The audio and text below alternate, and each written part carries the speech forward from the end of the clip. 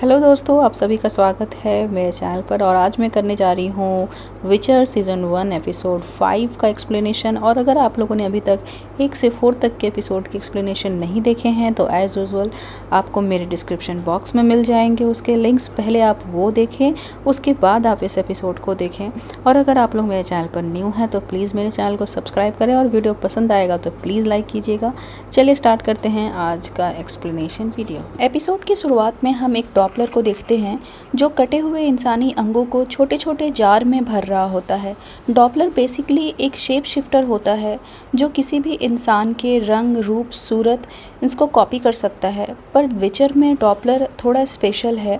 वो रंग, रूप, सूरत, कद काठी के अलावा उनके मेमोरी तक को भी कॉपी कर सकता है। डॉपलर खुद को आईने में देख रहा होता है और धीरे धीरे अपने सारे कपड़े वो निकाल देता है। एक्चुअली उसने अभी किसी का रूप लिया है नया नया, इसलिए वो खुद को देख रहा है आईने में। तभी वहाँ निल्फगार्ड का वो सिपाही पहुँचता है जिसने सीरी का पीछा जंगलों तक किया था। निल्फगार्ड का सिपाही डॉपलर को चांदी का सिक्का दिखाता है। चांदी का सिक्का देखकर डॉपलर डर जाता है और पीछे हट जाता है। एक्चुअली डॉपलर की कमजोरी होती है चांदी। चांदी से उनका असली रूप बाहर आ जाता है, इसलिए वो चांदी से दूर रहते हैं।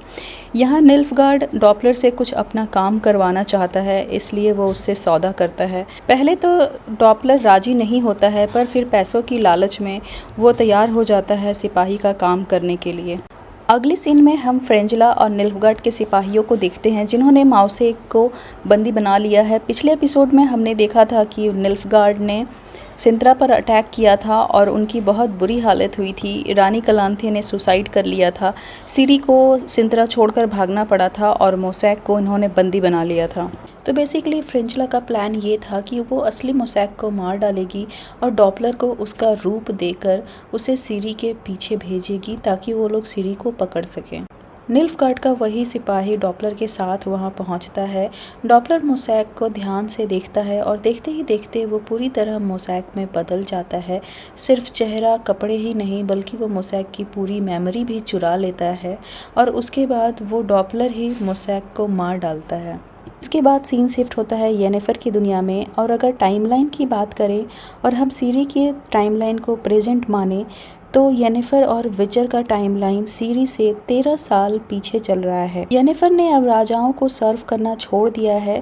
वो अपना खुद का ही कुछ करना चाहती है, पर उसके पास पैसे नहीं हैं। वो एक जादूगर के शॉप पे जाती है जहां उसे जादूगरी का कोई सामान लेना है, लेकिन उसके पास पैसे बहुत कम हैं। वो जादूगर उसे सजेस्ट करता है कि तुम पास के शहर रिंड जा सकती हो जहाँ पर तुम अच्छी कमाई कर सकती हो। जादूगर के सलाह पे वो रिंड शहर पहुंच जाती है और वहाँ अपना काम शुरू करती है।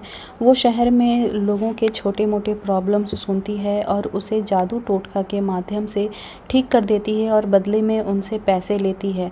उसका कारोबार बहुत अच्छा चल रहा होता है, लोगों की लाइन लगी होती है उसके दुकान के बाहर। पर एक दिन उस शहर का मेयर उसके पास पहुंचता है और उससे कहता है कि इस सब काम मेरे शहर में करने के बदले तुम्हें मुझे इसका टैक्स देना पड़ेगा। और वो टैक्स देने के लिए तैयार नहीं है और बदले में वो कहती है तुम मुझे पकड़कर ले जा सकते हो। इसके बाद सीन शिफ्ट होता है ब्रोकिलॉन फॉरेस्ट में, जहाँ ड्राइड्स को पता चल चुका है कि सीरी सिंत्रा की प्रिंसेस है और उसके शरीर में एल्डर ब्लड दौड़ रहा है। यहाँ ग्रुप में ये बातें चल रही है कि सीरी को जंगल में रखा जाए या नहीं। तभी वहाँ एक ड्रायड 2 कटे हुए सर लेकर पहुँचती है और कहती है कि यहाँ निल्फगार्ड के सैनिक जंगल के आसपास भटक रहे हैं और वो सीरी का पता लगाना चाह रहे हैं। ड्रायड्स की हेड सीरी से कहती है तुम्हारे पास 2 रास्ते हैं, या तो तुम हमारे साथ ब्रोकिलॉन फॉरेस्ट में हमेशा के लिए रह सकती हो या फिर तुम अपने डेस्टिनी गेराल्ट ऑफ रिविया के पास जा सकती हो। और सीरी ब्रोकिलॉन फॉरेस्ट में रहना ही चूज करती है। इसके बाद सीन शिफ्ट होता है गेराल्ट की दुनिया में। गेराल्ट और जेस्कियर को हम एक तालाब के पास देखते हैं।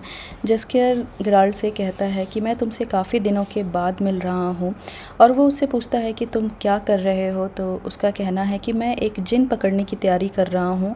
मैं काफ़ी दिनों से सो नहीं पाया हूँ तो जिन से एक विश मांगूंगा ताकि मैं सो सकूँ। यहाँ का जिन भी बाकी कहानियों की तरह ही 3 विशेष पूरी करने वाला जिन है। जेस्कियर गेराल्ट से कहता है कि तुम्हारी नींद नहीं आने की वजह कुछ और है। तुमने अपने लॉ ऑफ सरप्राइज़ के बच्चे को अकेला छोड़ दिया है। पिछले एपिसोड में हमने देखा था कि गेराल्ट को लॉ ऑफ सरप्राइज़ के थ्रू एक बच्चा मिला था जो कि उसके डेस्टिनी से कनेक्ट होता है, लेकिन गेराल्ट डेस्टिनी को नहीं मानता, इसलिए वह उसे अकेला छोड़कर चला आया था। जेस्केर की इस बात पर वो गुस्सा हो जाता है और उस पर चिल्लाने लगता है और इसी बात पर दोनों में झगड़ा हो जाता है। दोनों ही एक दूसरे को भला बुरा सुनाने लगते हैं और इसी बीच गेराल्ट को अपने जाल में फंसा हुआ जिन का वो जो सुराही होता है वो मिल जाता है। सुराही को गेराल्ट बाहर निकालता है और उसके ऊपर जादूगर का निशान होता है जिसने जिन को पकड़ा होता है। यह देखने के बाद जेस्केर गेराल्ट से लड़ने लगता है और वो ज़िद करने लगता है कि वो जिन से अपनी मुरादें मांगेगा और दोनों के बीच खींचातानी होने लगती है और इसी वजह से वह सुराही खुल जाता है। जेस्केर जल्दी से अपनी मुरादें मांगने लगता है। वो 2 मुरादें मांग लेता है तो गेराल्ट पीछे से गुस्सा होता है और कहता है कि तुम सारी मुरादें बर्बाद कर रहे हो, अब बस एक ही मुराद बची है। और दोनों के बीच में झगड़ा होता है और गेराल्ट उस पर चिल्लाते हुए कहता है कि क्या मुझे थोड़ी शांति मिल सकती है। और उसके बाद वो नीचे झुकता है उस टूटी हुई सुराही को उठाने के लिए और हम उसके हाथ पर एक निशान देखते हैं कटा हुआ, और दूसरी तरफ हम जेस्केर को देखते हैं जिसका गला बंद हो चुका था और वो खून की उल्टियाँ करना शुरू कर देता है। जेस्केर की ऐसी हालत देख गेराल्ट घबरा जाता है। भले ही वो जेस्केर को भला बुरा सुना देता हो, पर जेस्केर ही उसका एकमात्र दोस्त है। वो तुरंत उसे घोड़े पर बैठाकर पास के गांव पहुंचता है ताकि उसे कोई वैद्य मिल सके। पास ही एक गांव में उन्हें एक वैद्य मिल जाता है जो कि एक एल्फ होता है और वो एक हीलर होता है। वो कहता है जेस्केर पर किसी भारी जादू का असर है, मैं इसका इलाज तो नहीं कर सकता, मैं कुछ देर के लिए इसका दर्द कम कर सकता हूँ, लेकिन आपको बहुत जल्द इसका इलाज ढूंढना होगा वरना इसकी जान भी जा सकती है। उसके बाद वो जल्दी से कुछ एक दवाई बनाता है और जेस्केर को पिला देता है। वो गेराल्ट को बताता है कि पासी राइंड नामक शहर में एक जादूगरनी रहती है, वो जेस्केर का इलाज कर सकती है, पर संभल कर, वो बहुत चालाक है। अगले सीन में हम टिसाया और येनेफर को साथ देखते हैं। टिसाया येनेफर से मिलने आई है और उसे समझाने भी आई है। हमें पता है कि येनेफर ने राजा को सर्व करना छोड़ दिया है जो कि नियम के खिलाफ है। उसे समझाती है कि तुम ये सब काम छोड़ दो, तुम वापस अर्तुजा आ जाओ, बट येनेफर उसे मना कर देती। येनेफर अब माँ बनना चाहती है और ये बात टिसाया को बहुत अच्छे से पता है। वो उसे समझाती है कि ये पॉसिबल नहीं है, जब तुम्हें जादू की शक्ति मिली थी तब तुमने सेक्रीफाइस किया था और सेक्रीफाइस की हुई चीज़ें वापस नहीं मिलती है। पहले एपिसोड में हमने देखा था कि येनेफर को जिस जादूगर ने सुंदर बनाया था उसने उसके शरीर से उसका यूट्रस बाहर निकाल दिया था, इस वजह से वो कभी माँ नहीं बन सकती है। लेकिन येनेफर इस बात को नहीं मानती और टिसाया से कहती है कि अगर कोई काम तुम नहीं कर सकती इसका मतलब ये नहीं कि कोई और भी नहीं कर सकता। हम येनेफर में यहाँ एक बदलाव देखते हैं। वो काफ़ी एरोगेंस हो गई है जो कि जादू शक्ति पाने से पहले वो ऐसी बिल्कुल भी नहीं थी। अगले सीन में हम गेराल्ट और जेस्केर को देखते हैं जो कि उस मेयर के घर पहुंचते हैं जहां येनेफर को बंदी बनाकर रखा हुआ है। बाहर हम एक सिपाही को देखते हैं जो अंदर जाने के बदले गेराल्ट से पैसे मांग रहा होता है। पैसे तो नहीं देता गेराल्ट, पर उसे मारकर बेहोश कर देता है और उसके बाद वो जेस्केर को लेकर अंदर जाता है। अंदर उन्हें मेयर दिखता है। मेयर बहुत अजीब हालत में होता है, उसने कपड़े नहीं पहने होते हैं। वो कहता है कि येनेफर को जूस चाहिए, उसके लिए मैं जूस लेने आया हूँ, और इन दोनों को कुछ भी समझ में नहीं आता है कि यहाँ चल क्या रहा है। और थोड़ी देर बाद मेयर बैठे बैठे ही सो जाता है। फिर गेराल्ट और जेस्केर अंदर एक कमरे में जाते हैं जहां बहुत सारे लोग होते हैं, उन्हें हिप्नोटाइज किया गया होता है और वहीं बैठी होती है येनेफर। गेराल्ट येनेफर के पास जाता है और कहता है मेरे दोस्त को इलाज की ज़रूरत है, तुम उसका इलाज करो और मैं तुम्हें पैसे देने के लिए तैयार हूँ।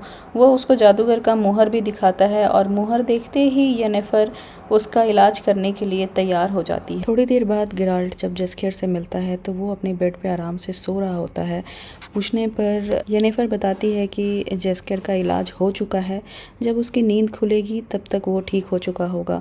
इधर कमरे में कुछ चीज़ें देखकर विचर समझ जाता है कि येनेफर के मन में क्या चल रहा है और वो उससे कहता है कि मैं समझ गया हूँ कि तुम क्या करना चाहती हो और ये बिल्कुल भी सही नहीं होगा, इसीलिए मैं अपने दोस्त को यहाँ से लेकर जा। येनेफर येनिफर कहती है अगर तुमने उसे नींद से उठा दिया तो उसका इलाज पूरा नहीं हो पाएगा और उसकी आवाज़ वापस नहीं आएगी।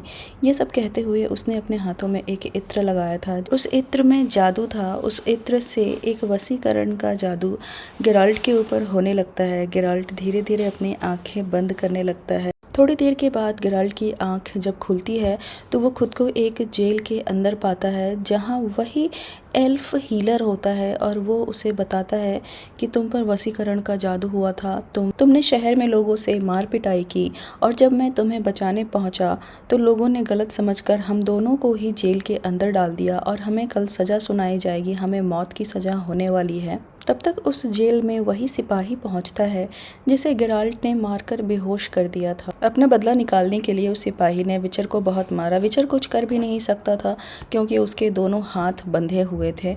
मारने के बाद सिपाही उससे कहता है कि अब बता तेरी आखिरी इच्छा क्या है। और विचर कहता है कि काश तेरा सर फट जाता, और सच में थोड़ी ही देर में उस सिपाही का सर फट जाता है।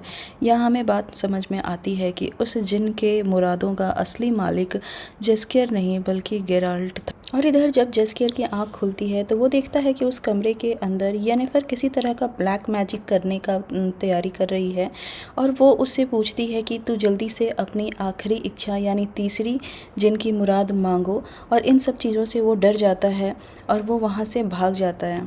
थोड़ी देर बाद गेराल्ट जेस्कियर से मिलता है और जेस्कियर उसे बताता है सारी बातें और गेराल्ट समझ जाता है कि येनिफर क्या करने जा रही है और ये बहुत ख़तरनाक है, इसमें उसकी जान जा सकती है।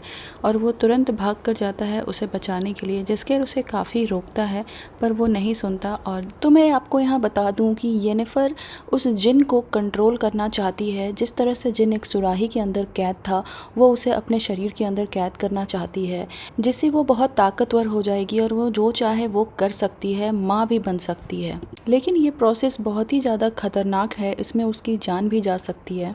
और जब तक वो जिन आज़ाद नहीं हो जाता तब तक येनिफर उसे खुद में कैद नहीं कर सकती है। कहने का ये मतलब है कि अभी तक येनिफर को ये पता था कि जेस्कियर उसका मालिक था और जेस्कियर ने तीनों विशेष मांग लिए हैं तब वो उस जिन को कैद कर सकती है। पर यहाँ विचर पहुँचता है और वो कहता है कि जेस्कियर नहीं बल्कि मैं उस जिन का मालिक था और अभी भी मेरी एक इच्छा बाकी है और जब तक मैं वो इच्छा नहीं मांगूंगा तब तक जिन आज़ाद नहीं होगा। यहाँ येनिफर उससे कहती है कि तुम प्लीज़ जल्दी से अपनी आखिरी इच्छा मांग लो जो भी तुम्हें चाहिए और उसे आज़ाद कर दो। गेराल्ट उसे समझाता है कि ये बहुत ख़तरनाक प्रोसेस है, वो जिन बहुत ताकतवर है, तुम ऐसा नहीं कर पाओगी, तुम्हारी इसमें जान चली जाएगी। पर वो नहीं मानती है। येनिफर के बहुत ज़िद करने पर गेराल्ट को उसकी बात माननी पड़ती है और वो अपनी एक इच्छा मांगता है जो कि हमें सुनाई नहीं देता। वो अपने मन में ही अपनी विश मांगता है और ऐसी विश मांगता है जिससे जिन वहाँ से चला जाता है। उस कमरे में मौजूद जितने भी उसके साइंस होते हैं वो सब कुछ वहाँ से गायब हो जाते हैं और येनिफर का यहाँ जादू काम नहीं कर पाता है। और जो जिन है वो घर की छत को तोड़ते हुए ऊपर से निकल जाता है जिससे कि पूरा कमरा टूट जाता है। बाहर खड़े जेस्कियर और एल्फ दोनों को ऐसा लगता है कि इस विस्फोट में उन दोनों की जान चली गई है, लेकिन येनिफर ने एक पोर्टल बनाकर गेराल्ट के साथ नीचे वाले कमरे में आ जाती है और उन दोनों की जान बच जाती है। पहले तो येनिफर गेराल्ट पर काफ़ी नाराज़ होती है क्योंकि उसने उसके मेहनत पर पानी फेर दिया था, पर थोड़ी देर में दोनों गुस्सा भूलकर एक दूसरे के साथ इंटीमेट हो जाते हैं। और थोड़ी देर के बाद येनिफर गेराल्ट से पूछती है कि उसने अपनी आखिरी विश क्या मांगी थी, पर जब वो उसकी तरफ देखती है तो वो सो चुका होता है। इसके बाद सीन शिफ्ट होता है ब्रोकिलॉन फॉरेस्ट में, जहाँ डॉपलर नकली मुसैक बनकर वहाँ जाता है और ड्रायार्ड्स के बीच पहुँचता है। वहाँ सीरी से मिलता है और सीरी से कहता है कि मैं तुम्हें गेराल्ट के पास ले जाने आया हूँ क्योंकि वही तुम्हारा डेस्टिनी है और मैं तुम्हें उसके पास सुरक्षित पहुँचा दूँगा। सीरी देखकर खुश हो जाती है और उसके साथ जाने के लिए तैयार हो जाती है। वो ड्रायार्ड्स से आखिरी विदा लेती हैं, उनकी हेड से मिलती है। ड्रायार्ड्स की हेड उसे कहती है कि याद रखना, कभी भी सही समय पर सही सवाल पूछने से हिचकिचाना नहीं। और उसके बाद वो दारा से भी अपने साथ चलने के लिए कहती है क्योंकि वो दारा को अपना परिवार मानती है। और इसके बाद दारा, सीरी और मुसैक वहाँ से चले जाते हैं। और इसी सस्पेंस के साथ एपिसोड 5 यहीं पर एंड हो जाता है। तो आप लोगों को मेरा एक्सप्लेनेशन पसंद आया होगा तो प्लीज़ वीडियो को लाइक कर देना, चैनल को सब्सक्राइब कर देना और मैं एपिसोड 6 के एक्सप्लेनेशन के साथ में बहुत जल्द आप नेक्स्ट व्लॉग से मिलती हूँ। Till then bye bye.